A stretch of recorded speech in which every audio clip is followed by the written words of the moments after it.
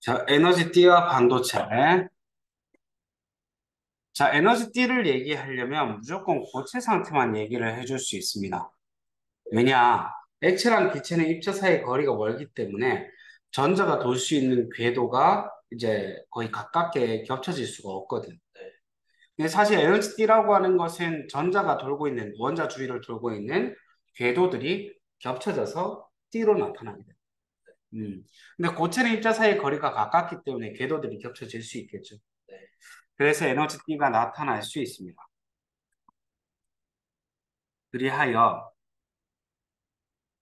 기체 같은 경우에는 너무 멀리 떨어져 있어서 어, 한 원자가 다른 원자에게 영향을 주지 못하기 때문에 기체 원자에서 같은 종류의 기체 원자에서는 에너지가 다 똑같아요.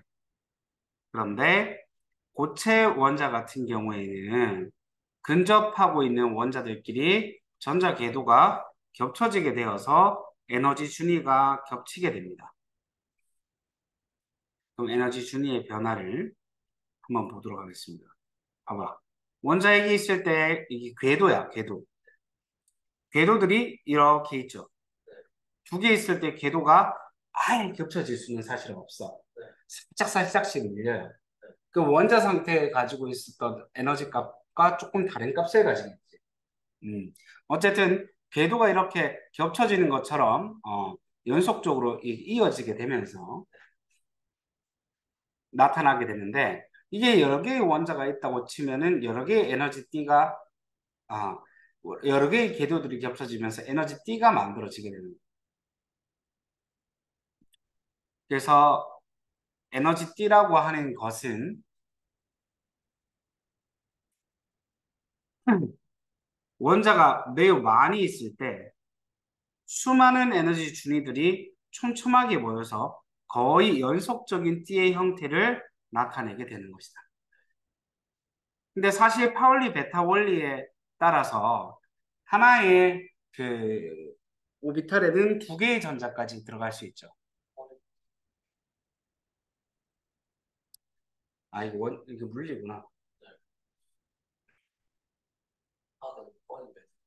화학에 나오는 건데, 쉽게 얘기하면, 궤도에 들어갈 수 있는 전자 개수가 정해져 있고, 가질 수 있는 에너지 값도 정해져 있고, 그거는 뭐, 좀 쉽게 얘기하면, 어, 그래서 전자가 두 개가 동시에 같은 방향으로 있을 수는 없어요. 그러니까 이 말이 무슨 말이냐면, 그 두 개 이렇게 있거든? 에너지가 존재할 수 있는 영역이.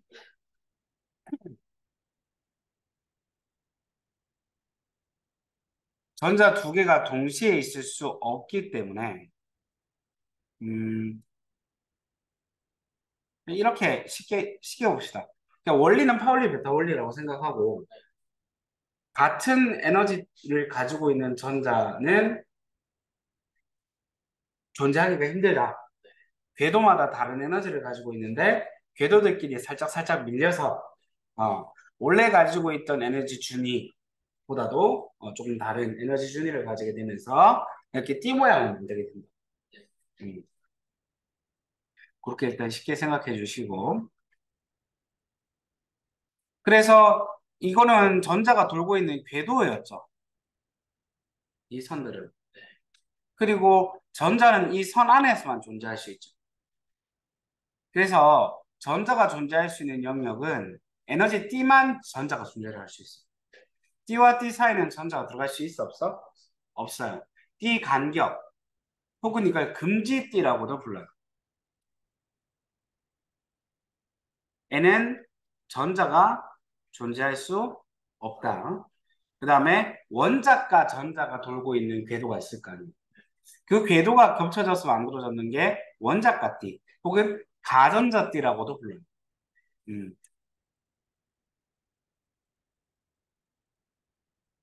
전자가 채워진 에너지 띠 중에 맨 위에 있는 띠고 완전히 채워지게 되면은 전자가 꽉 차 있어서 전자가 자유롭게 움직일 수 있겠어? 없겠죠. 그 다음에 야 전자가 에너지를 얻으면 어떻게 돼? 윗궤도로 올라가잖아. 그게 전도가 된다라고 하거든. 그러니까 전도띠라고 하는 것은 원자가 띠 위에 있는 궤도, 원자가 그 전자가 존재하는 궤도 위에 있는 궤도들이 겹쳐져서 만들어졌는 전도 에너지띠인 거야. 그게 전도띠고, 즉 원자가 띠에 전자가 있으면 띠 간격만큼의 에너지를 흡수하게 되면 이 전도띠로 올라갈 수 있다는 거예요. 이 과정을 전도된다라고 불러줄 수 있어요. 그 전도띠 원래는 저기 전자가 있어요, 없어요? 없는데 원자가 띠에 있는 전자들이 에너지를 얻어서 올라가면 전자가 존재할 수 있습니다. 그럼 여기는 원체 빈 공간이 많기 때문에 전자들이 굉장히 자유롭게 움직일 수 있다는 거. 오케이? 아까 방금 얘기했던 거, 띠 간격, 금지띠 혹은 띠틈 이렇게 불러주는 거. 여기 전자가 들어갈 수 있어, 없어? 들어갈 수 없어. 이 부분에는 전자가 들어갈 수 없다.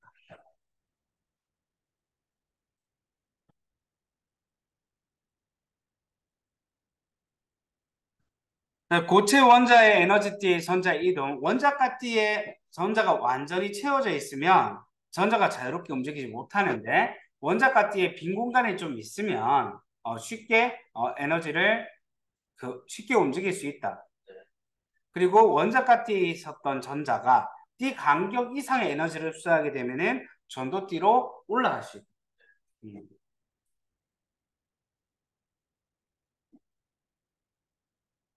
전기 전도성 쉽게 얘기하면 전기 잘 통하니 안 통하니 이렇게 물어봤는 게 전기 전도성인데 자 물질의 전류가 얼마나 잘 흐를 수 있느냐 이걸 물어봤는 것이 전기 전도성이다. 전기 전도성이 좋으면 전류가 잘 흐르고요. 전기 전도성이 좋지 않으면 전류가 잘 안 흘러요. 근데 전기 전도성은 뭐에 의해서 결정이 되는 거냐면 바로 자유전자와 양공에 의해서 결정이 됩니다. 자, 봐봐. 원자가띠에 있었던 전자가 위로 올라가면 어떻게 되겠어? 빈 공간이 생기겠지. 이 빈 공간을 양공이라고 합니다. 위로 올라가는 전자를 자유전자. 오케이?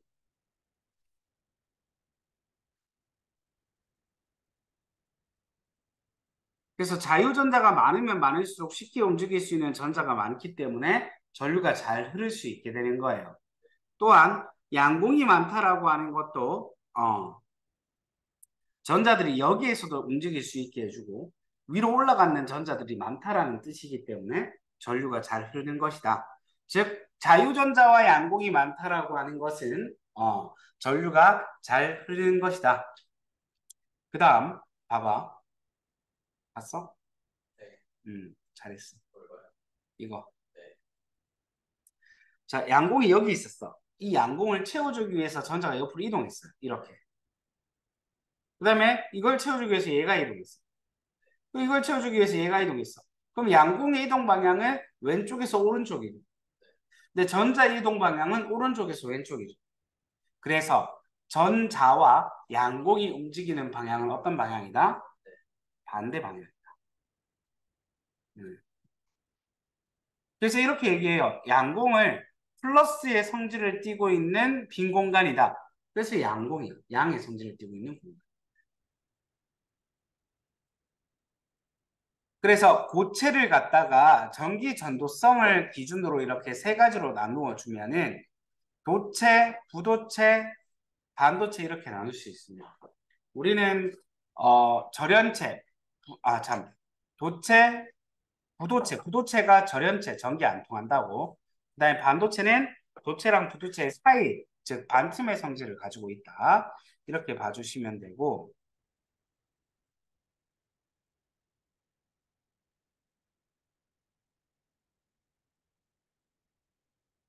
자, 도체부터 보죠. 도체 같은 경우에는 전류가 잘 흐릅니다. 왜냐면 일단 원자가띠랑 전도띠랑 간격이 어때? 개 가까워요.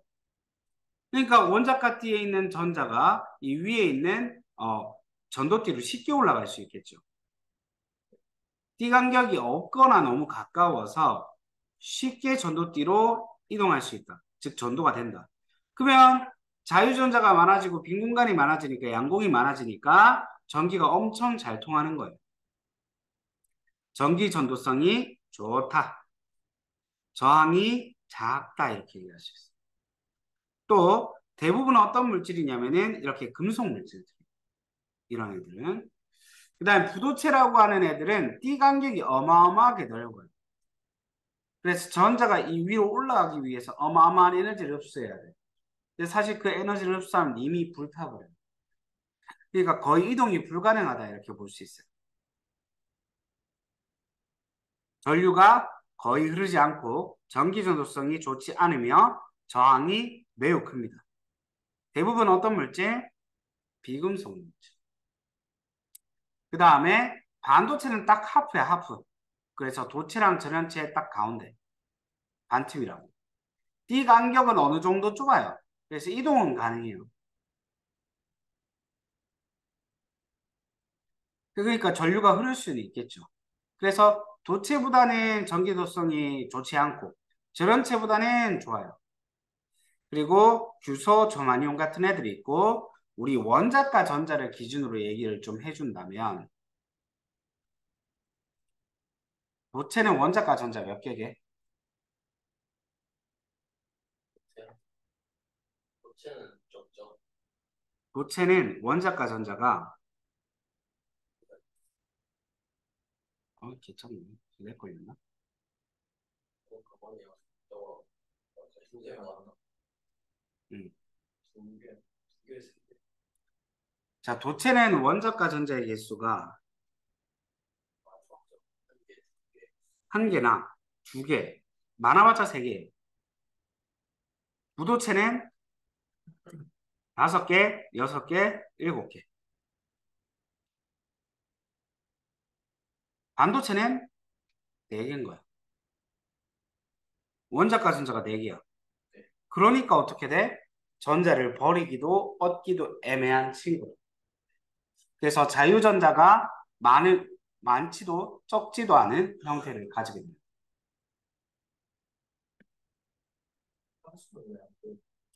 탄소는 껍질 개수가 너무 적어. 그래서 원자에게 전자를 끌어당기는 힘이 제법 세요. 그래서 부도체예요.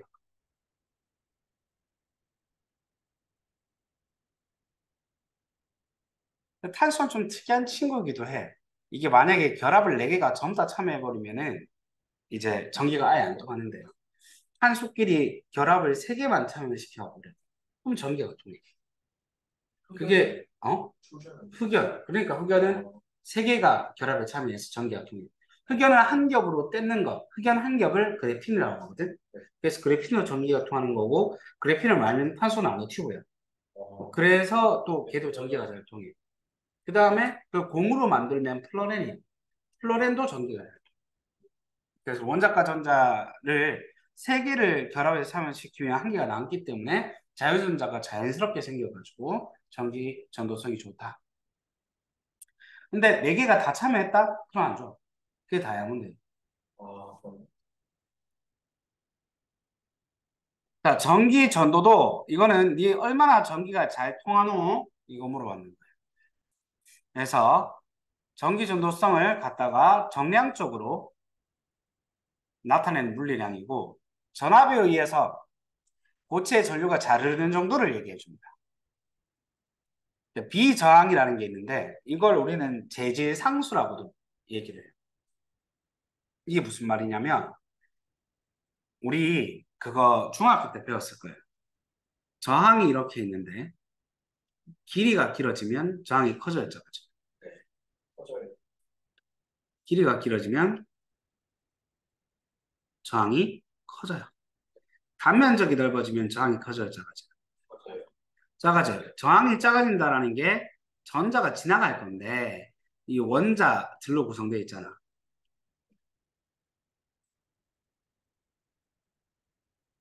원자들로 구성되어 있다 보니까 얘는 지나갈 때 탕탕탕 이렇게 부딪힌다.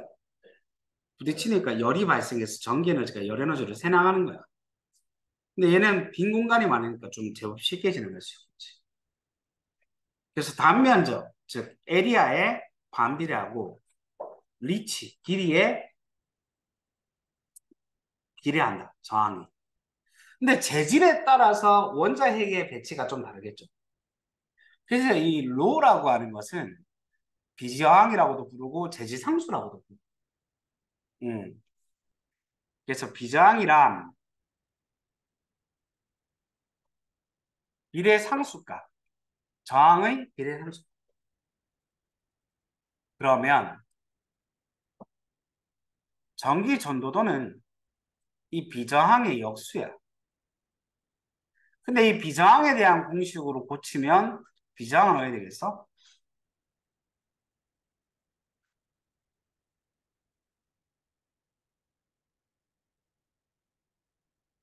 이렇게 되겠죠. 그러니까 로분의 1 이렇게 하면 비저항분의 1 하면 RA분의 L이 되는 거예요. 근데 전기 전도도 전기 잘 통하는 정도도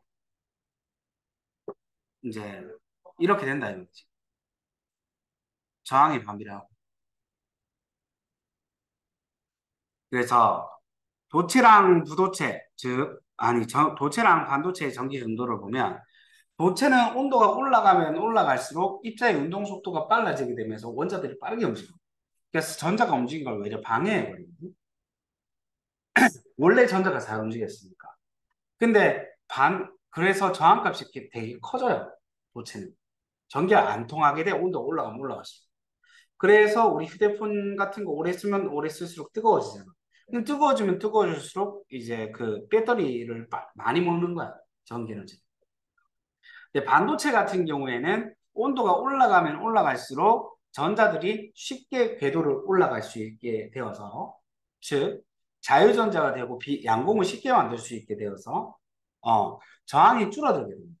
즉 비저항이 작아지는 형태가 돼요. 근데 어찌됐든 온도가 높은 도체보다 못하지.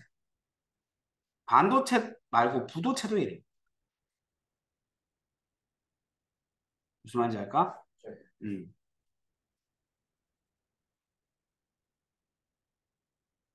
우리 주변에 있는 물질의 전기 전도도는 이렇게 많이 다르다라는 것입니다.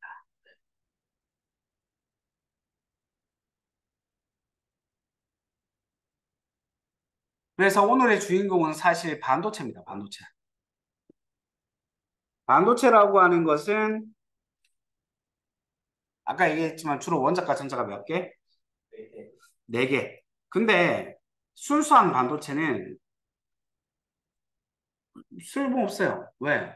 전기 안 통하게 하려면 부도체 쓰는 게 낫고 전기 잘 통하게 하려면 도체 쓰는 게 낫지. 반도체를 말라 쓰냐 이말. 근데 이 반도체는요. 넣어주는 불순물에 따라서 내 입맛대로 전기 전도도를 조절해 줄 수가 있어. 그러니까 기가 막히게 우리한테 좋다.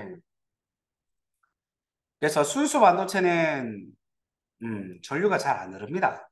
기본적으로 흐르긴 흐르는데 도체보다 잘 안 흘러요.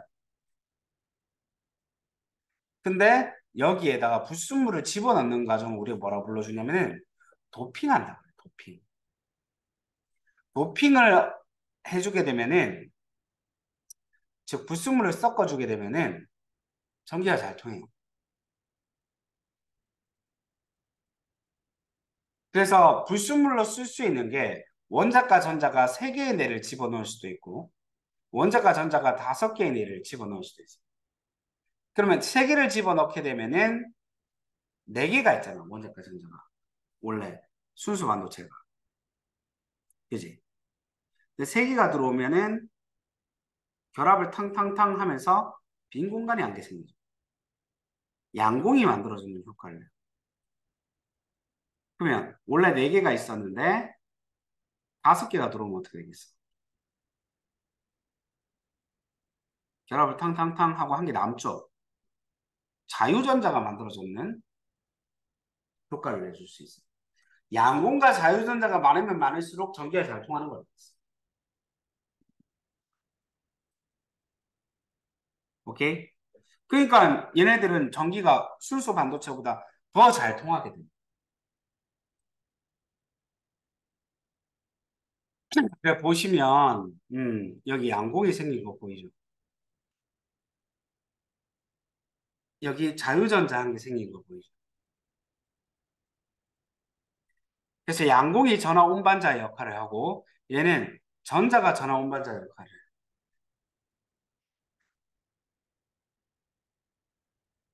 그래서 불순물을 집어넣으면 불순물의 에너지 준이 이게 한 개가 생기는 거예요. 원자과 전자 세 개짜리를 집어넣으면 이렇게 생겨요. 그래서 양공을 만들어주기가 쉽죠. 그 다음에 다섯 개짜리를 집어넣으면 여기 생겨요. 그래서 쉽게 전도가 될 수 있게끔 해줍니다. 오케이? 음. 그런데요, 이 반도체는요, N형 반도체를 만들든 P형 반도체를 만들든, 그러니까 불순물 다섯 개를 집어넣든 세 개를 집어넣든 P나 N을 따로따로 쓰진 않아요. 각각의 장점이 있기 때문에. 그래서 P랑 N을 한 개씩만 붙여놓은 애들을 우리가 뭐라 불러주냐면은 다이오드라고. 세 개를 붙이면 대다이도 트랜지스터. 까비 트랜지스터 PNP 혹은 NPN 이렇게 됩니다. 어쨌든 트랜지스터는 여러분 교육과정이 아니라서 다이오드를 보도록 할게요. 다이오드가 되어 있으면 전류가 이렇게 흐르는데 플러스에서 마이너스로 전류가 흐르죠. 그럼 전자를 기준으로 얘기하면 전자는 전류랑 반대 방향이에요. 마이너스에서 나와서 이렇게 플러스로 이렇게 이동을 해요. 그러면 이게 순방향이다. 그럼 N형 반도체는 전자가 많고요. P형 반도체는 양공이 많죠. 그러면 전자가 양공 쪽으로 움직인다. 가운데서 그래서 양공이 많나요? 자유전자. 오케이? 그렇게 되면 일반적으로는 양공이 그 낮은 궤도고 자유전자가 높은 궤도이기 때문에 높은 궤도의 전자가 낮은 궤도의 양공을 넣으면서 에너지를 방출해요. 근데 그게 빛으로 방출되면 발광가요. 이해돼? 음. 그래서 전자들이 이렇게 움직여서 이때는 전기가 잘 움직여요. 전기가 잘 통해요. 이걸 순방향 바이어스라고 불러요. 근데 만약에 마이너스 플러스 이렇게 연결을 했는데 이게 P형의 플러스로 연결하고 N형의 마이너스를 연결했을 때 순방향이. 근데 거꾸로 연결했어. P형의 마이너스를 연결했어. N형의 플러스를 연결하고. 그러면 N형에 있던 전자가 양쪽으로 이렇게 움직이고 양공들도 어떻게 돼? 마이너스 쪽으로 움직이겠죠. 그러면 이건 그냥 건전지랑 똑같은 거야. 마이너스 플러스 이렇게 연결되는 건전지. 오케이? 건전지에 건전지를 꽂았는 거야. 그래서 전기가 안 통해요. 이렇게. 역방향 바이어스에 걸리면 전기가 통해 안 통해? 안 통해요. 근데 이걸 어마어마하게 전압을 걸어주게 되면은 이 전압 차이를 극복하고 전기가 통할 수도 있어요. 어마어마하게 전압을 많이 걸어줘. 근데 굳이 그럴 필요가 있냐 이거지. 음. 어쨌든 반대 방향으로 걸면 즉 역방향 바이어스로 걸게 되면 전기가 통한다 안 통한다? 안 통한다. 순방향 바이어스를 어떻게 외워줄까? 팔이 P뿔로 외워주세요. P뿔. 어. P형 반도체 플러스에 연결한 게 순방향. 이렇게. 기호를 이렇게 했습니다. 화살표 가리시는 방향이 전류가 흐르는 방향이에요. 시간적인 네. 그러면 얘 이런 특징을 살려서 우리가 어떤 식으로 써줄 수 있게 되느냐?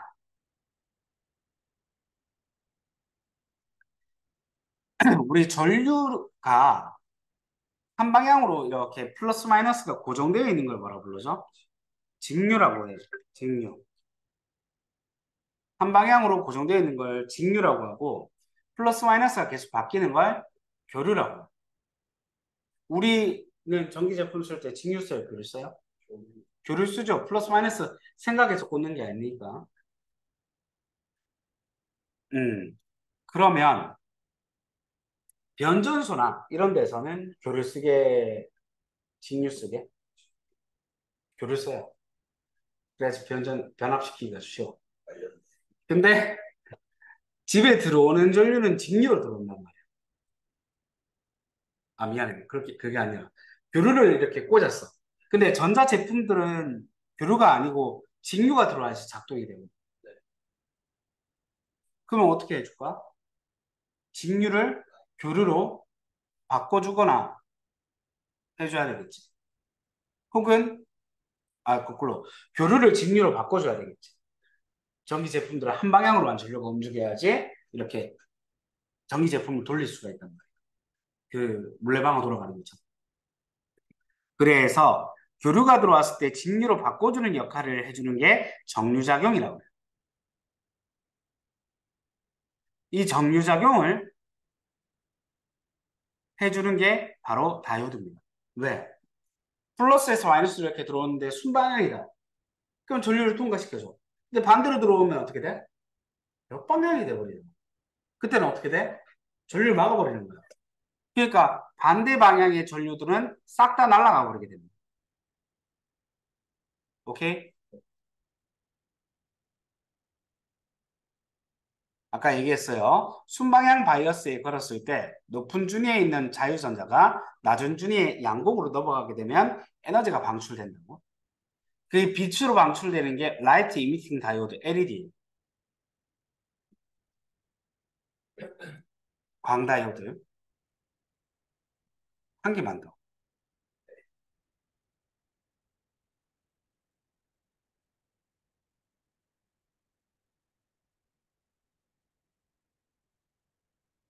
한 개만 더. 이거를 이용을 할 때 이런 식으로 이용할 수도 있어요. 태양이 이렇게 떠 있어. 근데 N형 반도체랑 P형 반도체가 있어.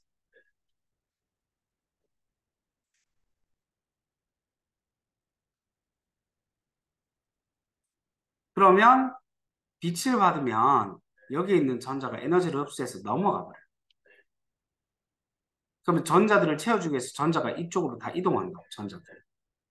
그럼 양봉이 이쪽으로 이동하겠죠. 그럼 우리가 아까 방금 봤었던 역방향 바이러스가 걸리죠. 양봉이. 양쪽 극으로 이렇게 움직였으니까 서로서로. 가운데에 접합면에서 만나야지 뭐가 돼?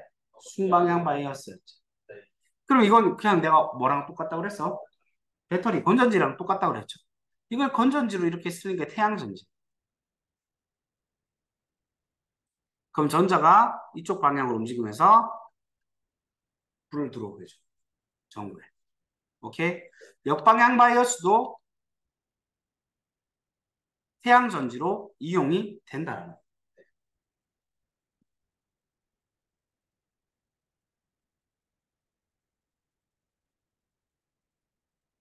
네. 그 다음에 이거 모의고사 문제예요. 그런 느낌이죠. 자, 플러스 이쪽에 스위치가 걸려있으면 전류가 나와서 역방향 쪽으로는 안 가고 순방향 쪽으로 이렇게 가겠죠. 그지? 이쪽에 불이 들어오죠. 근데 밑에 연결하면 어떻게 돼? 전류가 반대로 가서 위쪽에 불이 들어오고 아래쪽에는 들어와 안 들어와? 안 들어온다고. 이거 말고 스마트폰에서 그림이 보이는 것 같아요. 좋았어. 넌 아니 하나 남았잖아. 넌 경민이는 자 이거 보세요. 자 플러스에서 마이너스로 전류가 흐르는데 전류가 흐르다가 이쪽은 순방향이지. 그러면 이렇게 전구에 불 켜주고 순방향 쪽으로 이렇게 움직이겠죠. 그지?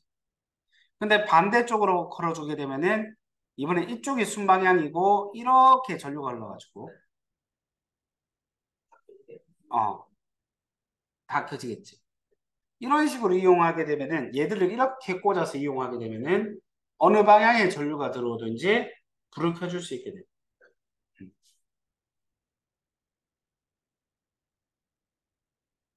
가완화해서 불이 켜지는 전구만을 있는 대로 보는 것은 네, 다 켜지네요. 동시에, 다 켜져요? 이런 거밖에 없나?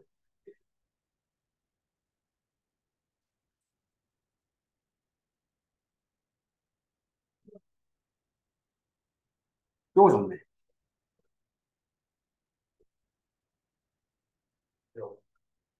자, A에 연결했어요. 그럼 전류가 이렇게 흐르겠죠?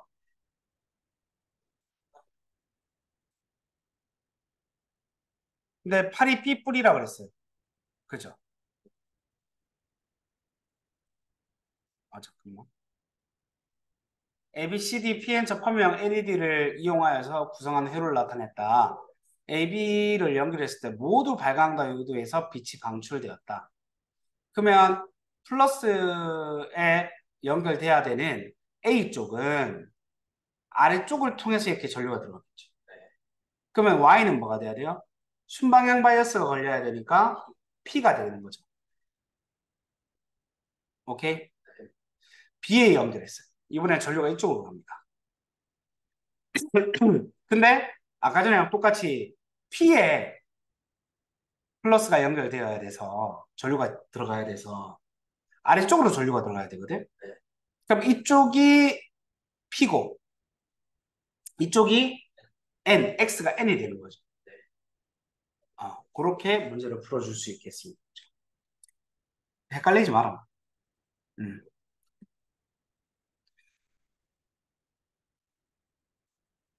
됐어요. 일단 수업 이어까지.